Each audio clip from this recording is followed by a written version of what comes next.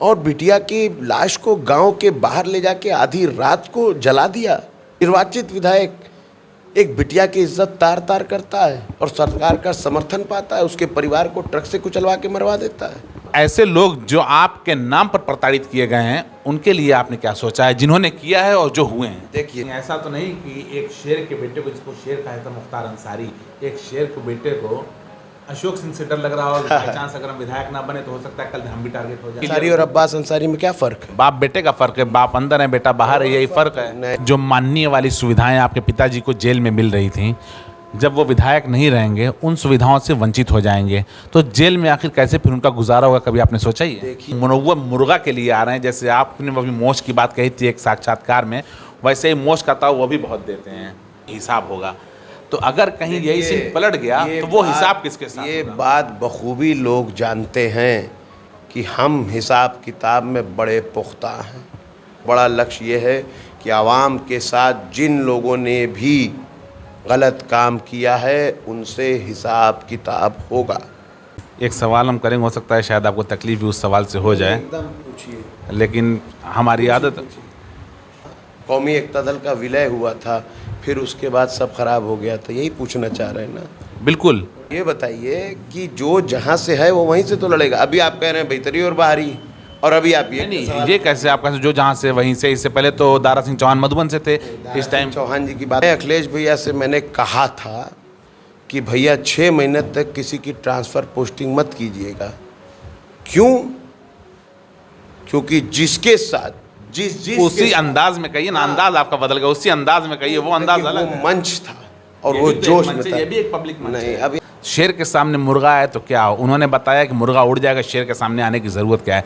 वही सवाल उलट दें, अगर शेर के सामने मुर्गा आ जाए तो क्या करेंगे? देखिए, मुनव्वर भाई और हम कि 25 साल से मेरे पिता इस जगह के विधायक हैं, अशोक सिंह से भी हमारे बड़े अच्छे संबंध हैं। शुक्रिया। स्वागत है आपका मारीना संदेश में। बहुत ज़्यादा वक्त ना लेते हुए आप हमारे बगल में जिस शख्स को देख रहे हैं, ये शख्स किसी तारुफ के परिचय के मोहताज नहीं हैं। जहां खड़े होते हैं वहीं भीड़ लगा देते हैं। हम बात कर रहे हैं मुख्तार अंसारी के बड़े बेटे अब्बास अंसारी की, जो मऊ की हॉट सीट सदर सीट से चुनाव लड़ रहे हैं।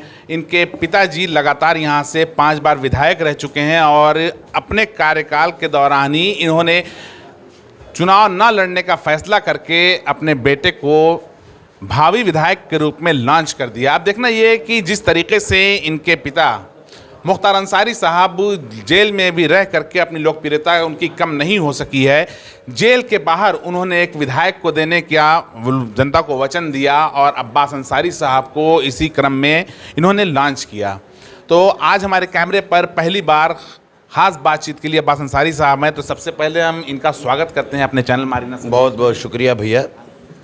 और सबसे पहले तो इधर देखा जा रहा है कि 2-3 साल से जो बुलडोज़र वाली कार्रवाइयाँ चल रही हैं, इधर 2 साल से ऐसा हो गया था कि मुख्तार अंसारी का नाम अगर कहीं आ जाता था, इस गली में नाम लिखा तो लोग दूसरी गली से गुजरते थे, जबकि दिल में जिनके मुख्तार अंसारी बसते थे उनके साथ भी यही कंडीशन थी। इस बात को आप महसूस करते हो?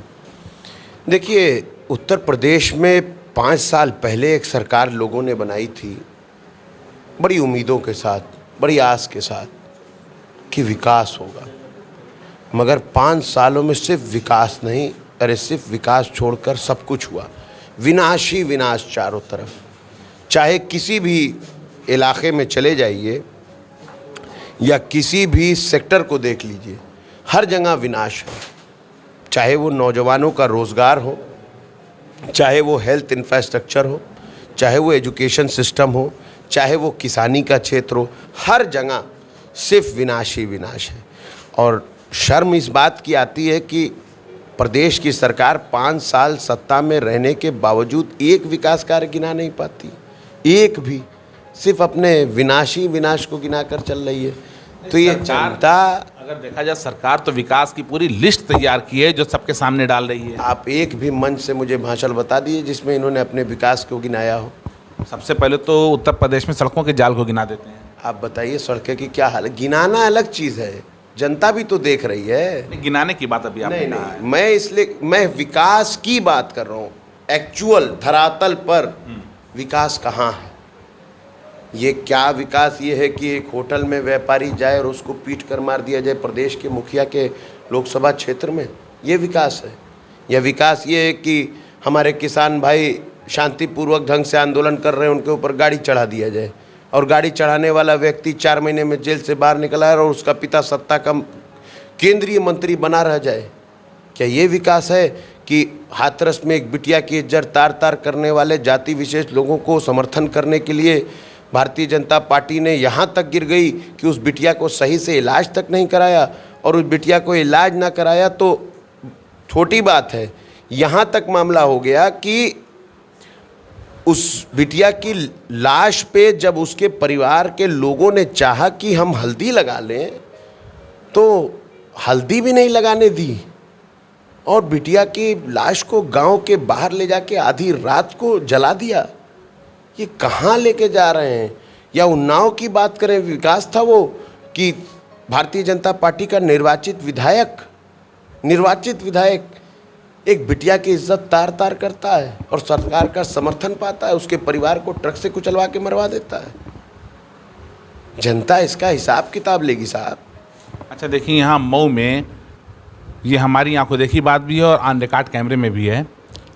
गाज़ीपुर तिराहे पर पेरिस प्लाज़ा जिसको डिमॉलिश कर दिया गया, जिस टाइम डिमॉलिश हो रहा था वहाँ पर पेरिस प्लाज़ा के जो मालिक हैं उनके जो एडवोकेट थे हाई कोर्ट का ऑर्डर लेके खड़े थे, स्टे ऑर्डर लेके खड़े थे। सिटी मजिस्ट्रेट साहब को उन्होंने देना चाहा। जे एन सचान साहब उस वक्त सिटी मजिस्ट्रेट थे, ज्ञान प्रकाश त्रिपाठी साहब डीएम थे। सिटी मजिस्ट्रेट साहब मौके पर मौजूद थे, उन्होंने उनको देना चाहा, कहा कि हमारे पास स्टे ऑर्डर, उन्होंने लेने से इनकार कर दिया। और उनका भी गिराने की वजह ये थी, बताया गया कि मुख्तार अंसारी के सहयोगी फला का इतने रुपए की मालियत का अवैध वो डिमॉलिश किया गया। उस वक्त ज्ञान प्रकाश त्रिपाठी साहब से कार्यालय में मुलाकात नहीं, लेके भटक रहे थे, मीडिया के सामने भी थे लेकिन मीडिया ने दिखाया नहीं, ये चीज़ हमने चलाया था। अब ऐसे लोग जो आपके नाम पर प्रताड़ित किए गए हैं उनके लिए आपने क्या सोचा है, जिन्होंने किया है और जो हुए हैं? देखिए, सबसे पहली चीज़, कोई तो इस देश में संविधान का राज है और संविधान से ऊपर उठ करके, मैंने आज भी इसीलिए कहा और मैं ये बात साफ कह रहा हूँ और आपके माध्यम से भी मैं आवाम तक पहुँचाना चाहता हूँ कि सरकार बनने के बाद हर उस अधिकारी की जांच कराई जाएगी। अगर ऐसे जो वीडियो आप बता रहे हैं, ये वीडियो आप मुहैया कराएंगे तो ये वीडियो हमारे चैनल पर मौजूद है, उसकी जांच कराई जाएगी और अगर वो वीडियो में सत्यता पाई गई तो कार्रवाई भी होगी, क्योंकि न्यायपालिका के उच्च न्यायालय के आदेश के बावजूद भी अगर ऐसी घटनाएं हो रही हैं तो ये निंदनीय है। अच्छा, अब इसके अलावा हम चलते हैं भाजपा प्रत्याशी अशोक सिंह की तरफ। अशोक सिंह के खिलाफ NBW वारंट जारी है और 28 तारीख का उनकी पेशी थी। उसके बाद जब वहाँ पे पेशी नहीं हो सकी, पहुँच नहीं सके, पुलिस ने कोई जवाब नहीं दिया NBW का कोर्ट में। उनकी फ़ाइल का मुआयना हमने खुद भी किया, अपने एडवोकेट से भी कराया। जो NBW जारी था उसी को बहाल करते हुए उसी के अनुसार उनकी पेशी के लिए उनकी तलबी की गई थी कोर्ट में। इतने के बावजूद अशोक सिंह चुनाव लड़ रहे हैं। जो अशोक सिंह पुलिस की निगाह में वांछित हैं, NBW वारंटी हैं, वही अशोक सिंह पुलिस अभिरक्षा में चल रहे हैं। इस पर आप लोगों ने कुछ नहीं कहा, या ऐसा तो है नहीं कि आप लोग इस चीज़ से निभग गए हैं? देखिए, ये इतनी ज़्यादा गिरी हुई सोच और मानसिकता की सरकार है कि इन बातों के ऊपर टिप्पणी करने से कोई फ़ायदा ही नहीं। अब जैसे बताइए, यहाँ ऐसा कौन सा प्रत्याशी है मऊ में जिसको सुरक्षा ना मिली हो? मेरे तो सब जानता है कि पारिवारिक दुश्मनियाँ हैं, कोई सुरक्षा नहीं। मैंने तो आवेदन भी किया था, पिछला चुनाव में लड़ा था तो पूरी स्कोर्ट मिली थी, क्योंकि भाई चुनाव में आप शस्त्र लेकर नहीं चल सकते, अपनी निजी सुरक्षा लेकर नहीं चल सकते। मगर नहीं, तो अब इन बातों को मैं क्या अपने उनके निजी उस पर हमला करूं या अपने निजी उस पर हमला करूं? आपके ऊपर छोटी छोटी चीज़ों पर मुकदमा दर्ज किया जा रहा है। हम और मैं एक चीज़ कहता हूं, अच्छा, एक चीज़ हम जानना चाहेंगे, आपको ये मालूम है कि अशोक सिंह के ऊपर किस थाने में ये मुकदमा दर्ज है और किन सेक्शन में, किन धाराओं में दर्ज है? देखिए, मुझे इतना मालूम है कि अशोक सिंह जी के ऊपर शायद एक महिला उत्पीड़न का मुकदमा दर्ज है जिसमें वो वांछित है जी। और मैं इस बातों को आवाम के बीच में जब रहता हूं तो मुझे अक्सर लोग कह देते हैं, क्योंकि मैं किसी के ज़ाती उस पर टिप्पणी नहीं करता हूँ, क्योंकि वो जनप्रतिनिधि बनने की कोशिश कर रहे हैं, जनता की आवाज़ बनने की कोशिश कर रहे हैं। तो मैं ये ज़रूर कहता हूँ कि हमारे ऊपर उंगली उठाने वाले पहले अपना गिरेबान झांक लें। जिनके ऊपर हमारी बहन बेटी की इज्जत आबरू पे हाथ डालने के मुकदमे हो, क्या उनको हम अपनी बहन बेटियों की ज़िंदगी सौंपेंगे? तो इसको लेकिन कहीं हमने आपको स्टेज से बोलते हुए इन चीज़ों को नहीं देखा है, या इसका आपका जिक्र कहीं ऐसा तो नहीं कि आपने आपको नहीं नहीं, एक थोड़ा सा एक चीज़ कहीं ऐसा तो नहीं कि एक शेर के बेटे को, जिसको शेर कहा था मुख्तार अंसारी, एक शेर के बेटे को अशोक सिंह से डर लग रहा हो, बाई चांस अगर हम विधायक ना बने तो हो सकता है कल हम भी टारगेट हो जाएं। ये वाला मेरे पे नहीं चलेगा जो आप कोशिश कर रहे हैं, बहुत पुराना हो गया है। थोड़ा सा नया कीजिए ना। मैं बता रहा हूँ आपको कि मेरी लड़ाई अशोक सिंह से है ही नहीं। आप जिनकी बात कर रहे हैं, मैं तो उनका नाम आज जितनी बार आपने ले लिया, इतनी बार तो पूरे चुनाव में मैंने नहीं लिया होगा। वो तो आप ही का नाम लेते हैं। मेरी लड़ाई देश के मुखिया से है, प्रदेश के मुखिया से है। इनकी क्या है? जब कोई कैंडिडेट नहीं मिला तो इनको लड़ा दिया। नहीं मिला तो ऑप्शनल है, और क्या? आप बताइए ना, कब इनको टिकट मिला है? आपका फाइनल होने के बाद? कब टिकट की? नहीं सॉरी, आपका फाइनल होने से पहले इनको मेरा फाइनल होना तो एक ज़माने का फाइनल था, लेकिन कभी ओपन नहीं हुआ। हमेशा था मुख्तार अंसारी चुनाव लड़ेंगे। मुख्तार अंसारी और जिस दिन आपने नामांकन किया उस दिन अंसारी और अब्बास अंसारी में क्या फ़र्क है? बाप बेटे का फर्क है, बाप अंदर है बेटा बाहर है, यही फर्क है। नहीं, कोई फ़र्क नहीं है। पिताजी को तो चुनाव लड़ना था, उनको पर्चा दाखिल करना था, मगर रुकावटें इतनी आई कि वो पर्चा ना दाखिल कर सके। हमेशा पापा और अम्मा दोनों लोग पर्चा भरते थे, ये आप पता नहीं जानते हैं कि नहीं जानते हैं। इस बार अम्मा के ऊपर 25,000 का इनाम करके उनको वांछित कर दिया है, तो वो भर नहीं सकती थी। तो मेरी सारी तैयारी थी कि मैं भरूंगा। फिर लास्ट में आते आते यहाँ तक हो गया कि हज़रत अली का यौम पैदाइश आ गई, उसके बाद क्या नाम है, रविदास जयंती आ गई। अब इतनी लेट हो गई। उससे पहले का ये था कि कोविड-19 का प्रोटोकॉल है, हम लोग निर्दल पार्टी का, हमारा स्टेटस अभी भी निर्दल है, तो 10 प्रस्तावक चाहिए। तो 10 प्रस्तावक ले जाना मतलब 4 सेट में अगर करना है तो 40 प्रस्तावक, 4 नोटरी वाले, 4 अधिवक्ता, मतलब 48 लोग उस जेल में कैसे जाते मिलने, जहाँ एक आदमी की अनुमति नहीं है। इस पर बात होने लगी। जब तक होते होते 17 तारीख आ गई, तो ये हुआ कि कम से कम पर्चा तो दाखिल कर दिया जाए, तो दाखिल कर दिया गया।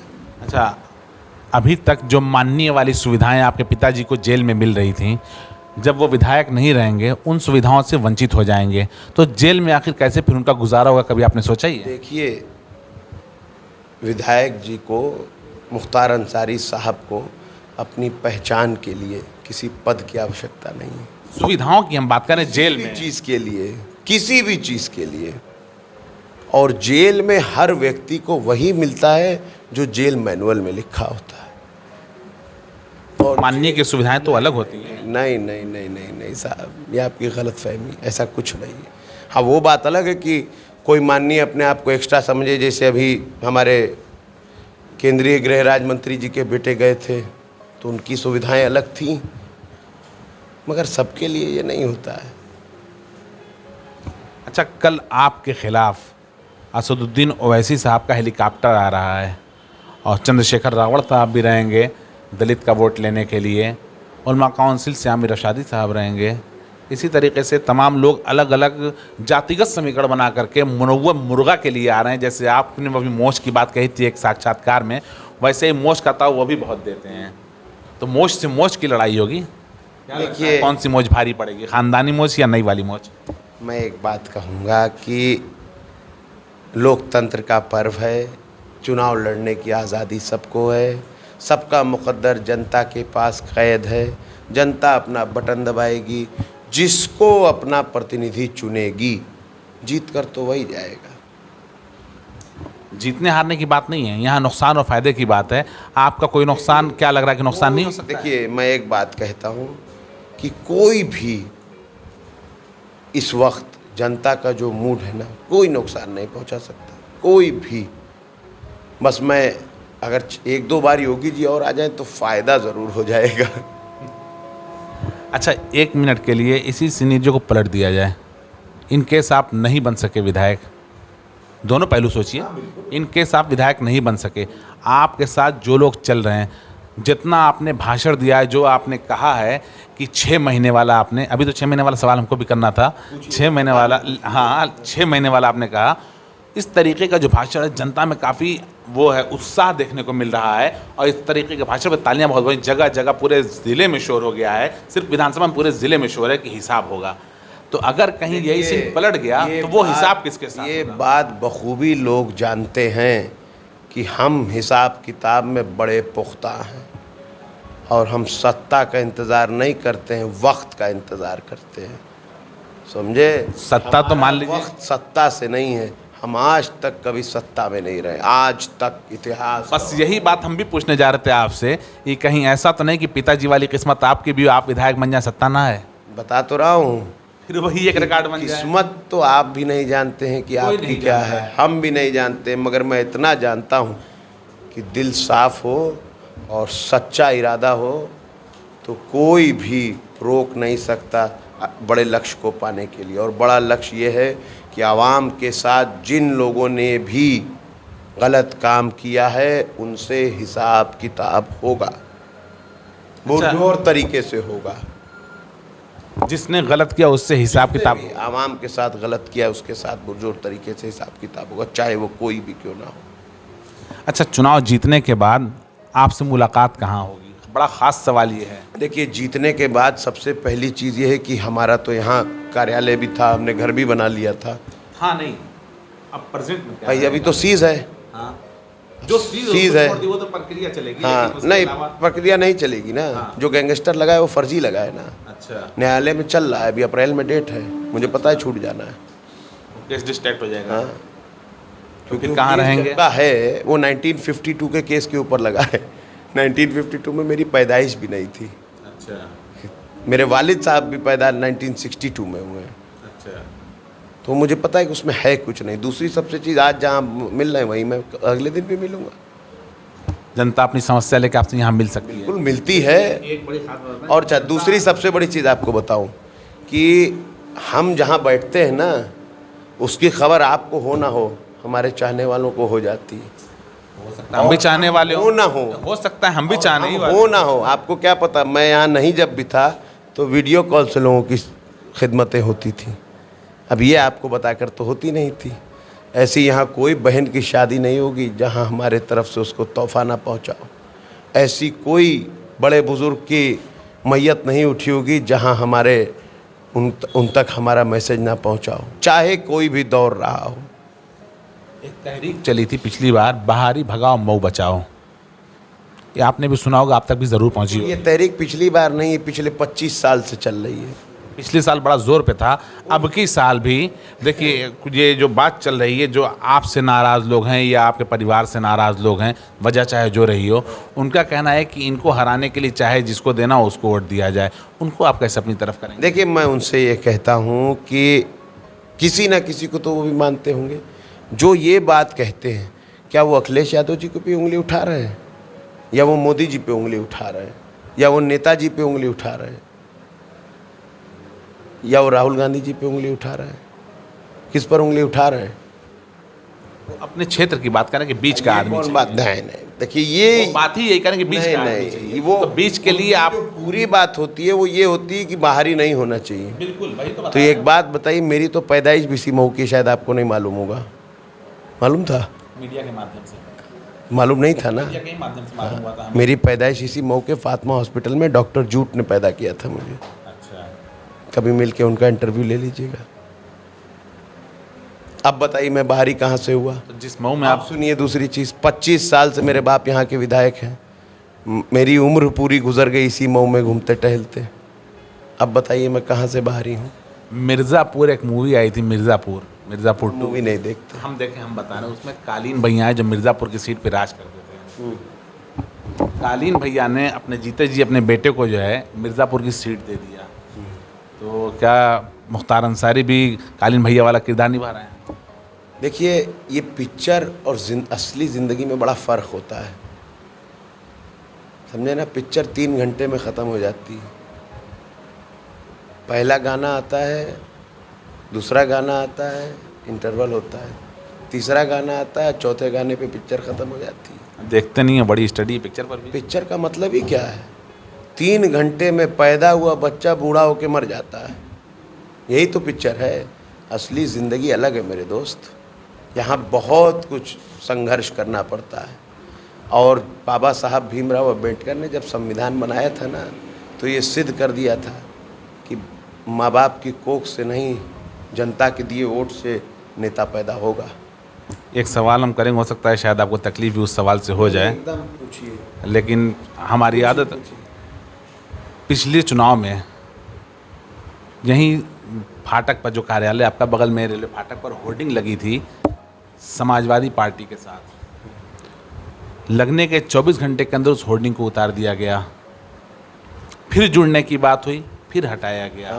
कौमी एकता दल का विलय हुआ था, फिर उसके बाद सब खराब हो गया था। यही पूछना चाह रहे हैं ना? बिल्कुल। उसमें उस वक्त काफ़ी नाराज़गी थी। आपने अखिलेश यादव जी के लिए एक शब्द कहा था, जो अपने बाप का नहीं हुआ वो किसी और का क्या होगा। फहमियाँ थी हम दोनों के बीच में, गलतफहमी दूर हो गई 100%। तो चुनाव चिन्ह साइकिल होना चाहिए। हमारी और नेताजी के बीच की एक बात थी, जिस बात का हमने गलत मतलब समझा और हम गलत कर बैठे, और भैया ने उसका गलत मतलब समझा और भैया ने गलत डिसीजन ले लिया। चुनाव चिन्ह साइकिल होना चाहिए था। क्यों? यहाँ गठबंधन में कौन था पिछली बार दूसरे नंबर पर? सपा तीसरे पर थी। तो सपा तीसरे पर थी, एक गठबंधन दूसरे पर था, छड़ी। और फिर क्या मतलब, तो क्या लग रहा है कि दूसरे को दूसरे पर रखना इरादा था? हम समझिए, पहले पर हम, तो इस बार गठबंधन की सीट उस टाइम आप बसपा से थे। 88, आपकी 60,000 से स्टार्टिंग होती थी काउंटिंग की। 88,000 वोट यहाँ पर सुहेलदेव भारतीय समाज पार्टी पाई थी, भाजपा से शामिल होके। हाँ, तो इसीलिए सुहेलदेव भारतीय समाज पार्टी को ये सीट दी गई। जैसे जहूराबाद सुहेलदेव भारतीय समाज पार्टी को दी गई, जखनिया सुहेलदेव भारतीय समाज पार्टी, सुरक्षित सीटें दी गई। नहीं, जो उनकी सीटें थी, जहूराबाद सुरक्षित सीट है। सुरक्षित है बिल्कुल। वहाँ से वो सिटिंग विधायक भी जहूराबाद के सबसे ज़्यादा, वो वहाँ पर जातिगत समीकरण देखा जाए तो राजभर का है। सिटिंग विधायक जहाँ से होगा वहीं से तो लड़ेगा, कहीं और से जाके लड़ेगा? वहाँ का जो समीकरण है सबसे ज़्यादा राजभर वोट है। ये बताइए कि जो जहाँ से है वो वहीं से तो लड़ेगा। अभी आप कह रहे हैं भीतरी और बाहरी, और अभी आप ये कैसे आपका जो जहाँ से वहीं से? इससे पहले तो दारा सिंह चौहान मधुबन से थे। इस टाइम चौहान जी की बात अभी तो मैंने की नहीं, अभी मैंने बात की जिनकी दारा सिंह गठबंधन के प्रत्याशी वो भी। आपने कहा जो जहाँ से था वहीं से लड़ेगा, बात इस पे हो रही है। नहीं, मैंने अभी बात की छड़ी की। मैंने आपको छड़ी के एग्जाम्पल दिए, तीनों मैंने साइकिल का दिया है। मतलब छड़ी जहाँ थी वहीं रह गई, जहाँ थी वो सारी सीटें उनके पास है आज भी। उसमें कुछ सीटें उनको एक्स्ट्रा दी गई हैं गठबंधन में। अब एक आखिरी सवाल जिसने मेरा भी दिल छू दिया, और हम बेचैन होकर चले आए इसी सवाल के लिए खास करके।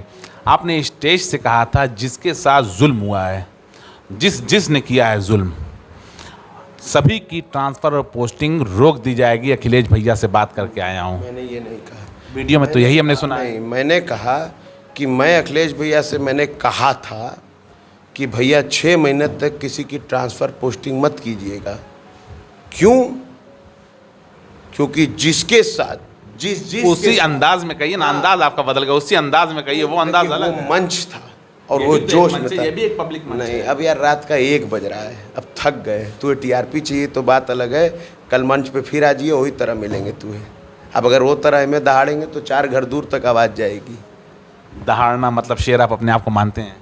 भाई देखिए, हमें खिताब आवाम दे अगर, तो मैं तो बहुत नाचीज़ हूँ कि आवाम के दिए खिताब को नकार दूँ।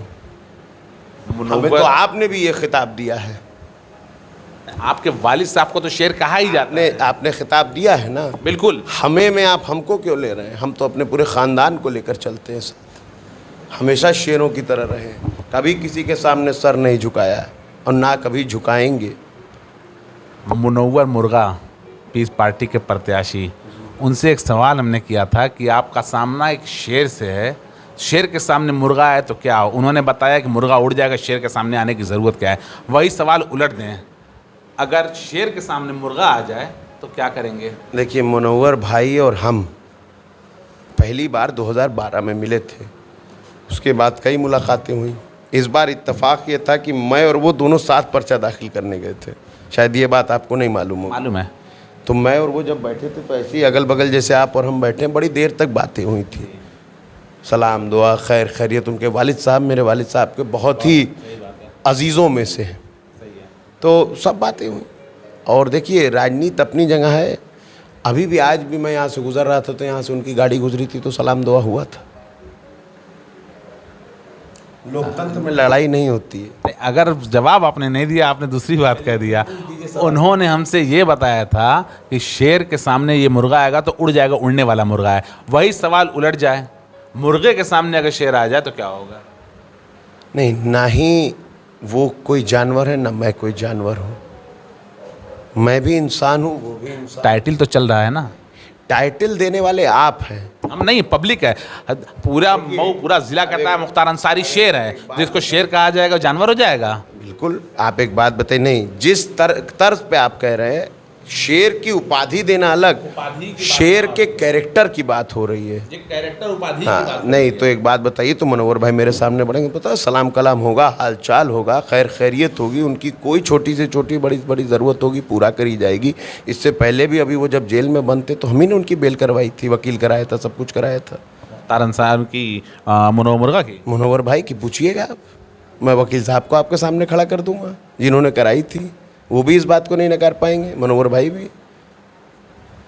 ये शायद आपको नहीं मालूम था। ये हमको नहीं मालूम था, ये नई बात आपसे पता चली। आप पता कर लीजिएगा। तो ये 6 महीने वाला मामला जो भी बात थी, फिर वहीं हम चलते हैं। फिर वहीं आइए, और मैं फिर वहीं कह रहा हूँ कि हिसाब किताब होगा हर उस व्यक्ति का, हर उस अधिकारी का जिसने अपने पद पर बैठकर जनता के ऊपर जुल्म और ज्यादती की है, अपने उस पद की गरिमा को तार तार किया है। उसको इसी ज़िले में रख करके, सिर्फ इसी ज़िले को तो छोड़िए, आसपास के सभी ज़िलों में उनको वहीं रख करके जांच कराई जाएगी, और जांच में अगर वो गलत पाए जाते हैं तो कार्रवाई भी कराई जाएगी। बुलडोज़र, हम विनाश की राजनीति नहीं करते हैं। विनाशकारियों के लिए कौन विनाशकारी है? किसी के घर से क्या दुश्मनी? हमारा संविधान किसी का घर गिराने की इजाजत नहीं। जिन्होंने बुलडोज़र चलाया नहीं, देखिए जिन्होंने चलाया और चलवाया उनसे तो जनता हिसाब किताब कर ही रही है। आज बौखलाए घूम रहे हैं, मौसम वैज्ञानिक बने बैठे हैं। आप देखिए उनको क्या हाल हो गया है। 12वीं के बाद इंटर में एडमिशन दिला रहे हैं। हाल देखिए क्या हो गया है। देश के प्रधानमंत्री गोबर खरीदने की बात कर रहे हैं। हाल देखिए आप, सिर्फ 2070 की बात कर रहे हैं। तो पता है कि 50 साल के लिए जनता ने नकार दिया है, 50 साल के लिए, इसलिए अपने मुंह से निकल रहा है उनके 50। हिसाब किताब शुरू कहाँ से होगा? शुरू होगा सबसे पहले हमारे मऊ में बंधे पर से, बंधे पर से, जहाँ से शुरुआत हुई थी। अच्छा, यानी कि जो ग्रीन जोन में ज़मीनें जिनकी ध्वस्त की गई थी? नहीं, उसके सिवा जिनके घर गिराए गए थे। देखिए कुछ चीज़ें होती जो कानूनी कार्रवाई हैं, कुछ चीज़ें हैं जो कानून के आड़ में कार्रवाई। जैसे आपने कहा ना कि कानून ने रोक लगा दी, फिर भी कार्रवाई हुई। बिल्कुल, पेरिस प्लाजा सीधी बात। हाँ, अच्छा, एक बात ऐसे ही और कैमरे भी पे कई एक चीज़ ये बताएं, उन्होंने बहुत चिल्लाया, बहुत कहा कि मुख्तार अंसारी से मेरा कोई संबंध नहीं है, कुछ नहीं है, लेकिन फिर भी उनको कहा गया मुख्तार अंसारी का आदमी। अब आप बताएं, क्या वास्तव में आपसे संबंध उनका था या नहीं था? देखिए मैं एक बात कहूँगा कि 25 साल से मेरे पिता इस जगह के विधायक हैं। अशोक सिंह से भी हमारे बड़े अच्छे संबंध हैं। हाँ, उनके कार्यालय का उद्घाटन आप ही लोगों ने किया था, पिताजी ने, आपने। तो इसलिए राजनीति में कौन कब कहाँ चला जाता है ये पता नहीं। हमारे संबंध सबसे रहे अच्छे। देखिए हम लोग बहुत साफ लकीर खींच के चलते हैं। दोस्तों से दुश्मनी नहीं करते और दुश्मनों से दोस्ती नहीं करते। बहुत साफ लकीर लेके चलते हैं, और ये बात हमारे दोस्त भी जानते हैं, दुश्मन भी जानते हैं। अच्छा, कहीं ऐसा तो नहीं कि आपके पिताजी की 2024 की तैयारी है? 2024 में भी पूरे 2 साल हैं। भाजपा ने तो इसी चुनाव से अगले चुनाव की तैयारी शुरू कर दिया। भाजपा के पास चुनाव लड़ने के सिवा और काम कहाँ है? कुछ विकास तो करते नहीं हैं। 5 साल भी तो चुनाव लड़ा था, पिछले 5 साल भी तो पर डे चुनाव लड़ा है। हर मंच ऐसा लगता था जैसे चुनाव चल रहा है, उसी में भाषण चल रहा है। चाहे वो सरकारी मंच हो, उस पर भी वही हाल। चाहे वो पार्टी का मंच हो उस पर भी वही हाल, चाहे किसी प्राइवेट समारोह में चले गए उसमें भी वही हाल। तो चुनाव ही लड़ना है उनको। देखिए, चुनाव लड़ना एक अलग चीज़ है, सत्ता में बैठना एक अलग चीज़ है, सत्ता चलाने आना एक अलग चीज़ है। कोई भी आदमी, ड्राइवर जो होता है, अगर उसको गाड़ी चलाने नहीं आती है तो ख्वाहिश तो उसकी भी गाड़ी चलाने की होती है। तो ख्वाहिश रखने में क्या दिक्कत है? वो ख्वाहिश तो खूब रखते हैं, मगर जब जनता ने गाड़ी दी तो कभी आगे ठोका, कभी पीछे ठोका, कभी दाएं ठोका, कभी बाएं ठोका, कभी ऊपर से ठोका, कभी नीचे से ठोका, पूरी गाड़ी की धज्जियाँ उड़ा दी। अब उस गाड़ी को पे अखिलेश भैया बैठेंगे, उस गाड़ी को सर्विस सेंटर लेके जाएंगे। पूरी गाड़ी को, जो 5 साल में जो गाड़ी की हालत हुई है, पहले तो उसकी मरम्मत कराएंगे, उसके बाद ना फिर गाड़ी आगे चलेगी। आप हैं बड़े रोचक आदमी और बात असल में सिलसिला टूट नहीं रहा, वक्त ज़्यादा हो रहा है, आपके साथ के लोग भी बोर हो रहे हैं। नहीं, ले थक लीजिए, गए हैं। ले लीजिए। नहीं, लेकिन ये है कि सिलसिला ये जारी रहेगा, आज के बाद होगा इंशाल्लाह। लेकिन जो बातें आपसे हुई हैं, हमको इस तरह की बातों की उम्मीद नहीं थी कि इतना थके रहने के बाद भी आप इतनी बेहतरीन बात कर पाएंगे और हाजिर जवाबी के साथ करेंगे। खून का असर दिख रहा है पूरा पूरा। देखिए, हम लोग जो है ना, जब कहीं उतरते हैं तो फुल फ्लेजेड उतरते हैं, वरना नहीं उतरते हैं। ये बहुत साफ चीज़ है। एक आखिरी सवाल हम आपसे करेंगे, इसी पे ख़त्म हो जाएगा। चर्चा ये है कि शूटिंग चैंपियन आप हैं। है नहीं थे, हुनर तो भूले नहीं होंगे। 3 साल से तो चलाया नहीं है ना, तो हैं कहना गलत हो जाएगा ना। शूटिंग चैंपियन थे जी और कुछ लोगों को आपने निशाना बना रखा है। जी। तो किस तरह का निशाना? जैसे कौन से कुछ लोग हैं जो मेरे निशाने में, आपको पता है तो बताइए। सिर्फ ये है कि जिन लोगों ने जुल्म किया उनको आपने निशाना बनाया, तो किस तरह का निशाना मैंने है? तो बहुत साफ कहा, कार्रवाई होगी। कार्रवाई का निशाना। मैंने साफ कहा है, कानूनी कार्रवाई होगी, और ऐसा कोई काम नहीं करेंगे जो कानून की नज़र में अपराध की श्रेणी में आता हो, ये भी कहा है। मतलब आपको बाहर रह के राजनीति करनी है? देखिए, हम जेल जाने से भी नहीं डरते हैं। आज मुकदमा लगाया, कल जेल डाल दें। जेल से कौन डरेगा लोकतंत्र में? जेल तो सब गए हैं, नेहरू जी गए हैं, गांधी जी गए हैं, कौन नहीं जेल गया है? हमारे परदादा ब्रिगेडियर उस्मान डॉक्टर मुख्तार अहमद अंसारी गए, मेरी परदादी गई हैं, मेरे अपने दादा गए हैं, सुभान अल्लाह अंसारी साहब, कौन नहीं गया है जेल? अगर राजनीति में हम जेल जाने से डर जाएंगे तो फिर राजनीति कैसे होगी? चलिए, बहुत बहुत शुक्रिया आपका लंबा वक्त देने के लिए। हमारे साथ मौजूद थे मऊ सदर 356 के प्रत्याशी, गठबंधन प्रत्याशी अब्बास अंसारी साहब, जिन्होंने बड़ी बेबाकी से रात का 1 बज गया है और सभी सवालों का जवाब दिया है। देखते हैं कि क्या 5 साल अगर चुनाव जीत गए तो क्या 5 साल तक जनता का भी इसी तरीके से साथ देंगे और जवाब देंगे? जितना कैमरे में बातें हैं उतना ही धरातल पे भी रहेगी या नहीं रहेगी? तब भी देंगे, तब भी देंगे। दावे पे दावा होता जा रहा है। और दिया है। मेरे वालिद पिछले 10 सालों से यहाँ नहीं हैं, मैं ही यहाँ हूँ, सबकी खिदमत करता हूँ। अगर कोई भाजपा वाला भी आ जाता है ना, अगर आँख में आंसू लेके आता है तो मुस्कुराता हुआ चेहरा लेके जाता है। खिदमत खल्क के जज्बे से हम लोगों के बीच में रहते हैं। हमें राजनीति से लेना देना नहीं, हम तो उसके लिए काम करते हैं। बहुत बहुत शुक्रिया। आप मौजूद थे फहद काज़मी के साथ।